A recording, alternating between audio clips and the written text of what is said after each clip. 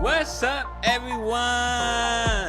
Welcome to another edition of Let's Talk Marketing with NDUB, where I'm your host, Nathan Webster, and I'm excited to chop it up with you today. Today for episode 165, man, I got a doozy for y'all. And if you're watching me on YouTube, yes, I have my eyes all over the place because 165 is, will Threads take out Twitter? So, as you all know, my apologies to my first time listeners. Welcome to the show. I'm glad that you was able to join me today. I'm glad that you were able to make it. Thank you for tuning in. Like, truly, look, you could be listening to anything right now, music, radio, but you tuned in to the podcast that says, Let's Talk Marketing with NDUB, which means you are not the only one listening, because I couldn't do it without the loyal fan base I have. Whew, thank you, Jesus. I have y'all, because if it wasn't for my returning worldwide listeners, I wouldn't be doing this show. So thank you so much for tuning into the show on a regular basis. I appreciate you. However you found me, from YouTube to Instagram to iTunes to Google, thank you.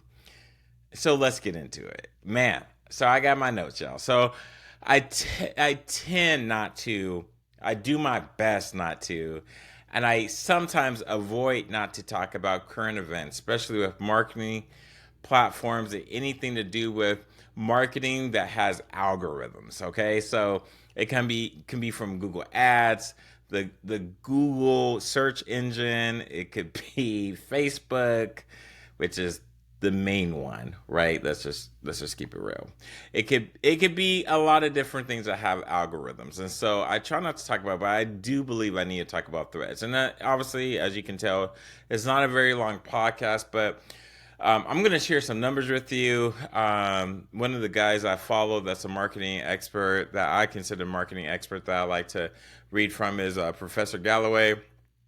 He put out something on July 14th. By the time you hear this, it's in August. And ever since he even came out with this, there's so many things that have changed, which is another reason why I don't like to put things out. Because in this world, things change constantly. And I tell people all the time, like, please don't get stuck with where you're at, or enjoy where you're at, or think this is where you can cruise. There is no cruise control in marketing, and there's definitely no comfort zone in marketing, and that should be the case if you're running a business too.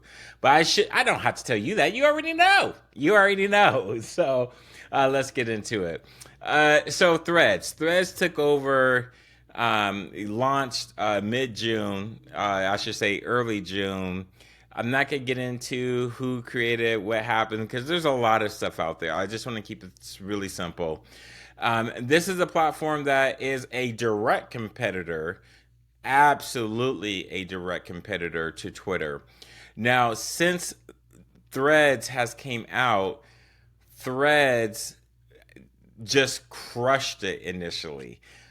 And ever since they've been crushing it, Twitter has made some changes. It is now no longer a blue little bird. It's now an X.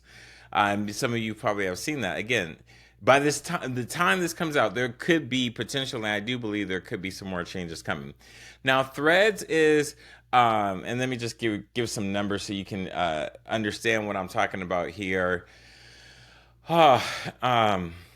It's crazy to believe that 110 users joined Threads in less than a week. And what made it so simple, we could call it Facebook, you can call it Meta, but basically if you have an Instagram account easily converts for you to create a Threads account. So majority of, say, a younger user base, also a more engaged user base, can easily sign up for this platform, which is not bad. Now, you talk about the users of Twitter versus the users of, I should say, X, right?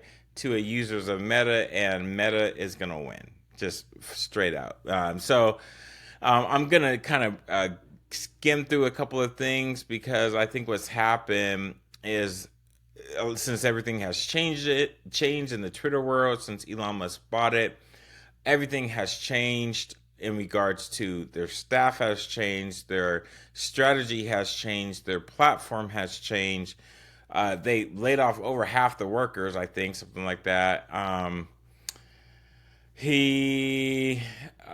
Yeah, there's a lot of issues with the personnel, so that's why I'm trying not to talk about that. But there are a couple of unique things when it comes to uh, Facebook that he brings up since 2005.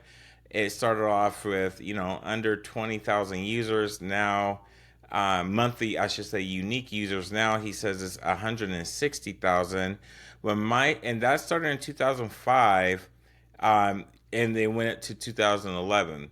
He also talked about how I'm going to read it word for word. He says Netflix ate cable's lunch, as cable was a fat and happy regulated monopoly, charging hundreds of dollars for several great shows and hundreds of not great shows meant to distract you from paying hundreds of dollars for several shows. This is a disruption in a lot of ways because Twitter is not going to be the same platform it was. That's even if it stays alive. What's his name? Kent would talk about how Twitter as a team projection would go under. I think they started off as an IPO in the 30s, and I don't think they have reached that again. I could be wrong. I didn't do any research. Please look it up, but I don't think they've been profitable ever. On top of that, Twitter is not the same platform as it was in the beginning.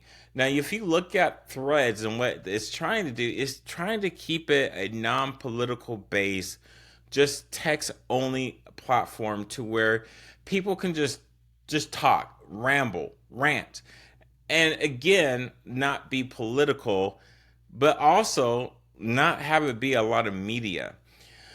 As in, like, videos, images, you can, but here's where words are more powerful than pictures. It's a crazy thing, and that's what I really want to get to in this podcast is here's where words are not dead, like reading's not dead, but the amount of characters we use, how much is dead in regards to long-winded excerpts called books and essays. People can't stand to read them. They're getting used to the 240 characters. They're getting used to these short, bite-sized, quick nibbles. And what I loved about, and which is the main reason that I wanted to do this podcast, is will Threads take out Twitter? The question is going to be no. I don't think people want to see Twitter go away. Just like I don't believe people want to see Facebook go away. They just want to see something better, something more improved, something that's going to be not as addictive, but also something that is not controlled by people or a system that they don't know, and they want to see all types of information, not just what is going to make them feel happy. And it's always interesting when people, and I've said interesting way too many times, someone tell me how many times I've said it, but it is very interesting when you talk to two people and they say, like, yeah, I like the similar things. How come we have the same connections, but how come your feed is more about this and my feed is more about that? And then, of course, you got to break it down to them. So, and this is where people just don't want that. So I don't think Twitter is going to go away. I think Twitter has to be a lot leaner. It has to be smarter. It has to also be unbiased. They definitely can't have hate speech. There's too much hate speech on these platforms now. And I get it. It's like YouTube. They don't always verify. They don't watch all the videos. It's AI. It's, again, another algorithm. But here's where it is getting out of control. And Threads, in a lot of ways, what I think is good is going to monitor and make Twitter better. I have a Twitter account, but it's not what it used to be. And so the estimated number of Thread users that was done by Quiver Quantitative on July 7th, it was 0, and by July 13th, it was at 100 and almost 20 million. Now that is something that has to be marveled at. Scott says in this, it's the equivalent of the buying of a combined population of Germany and Australia, and the most violent corporate disruption in platform history.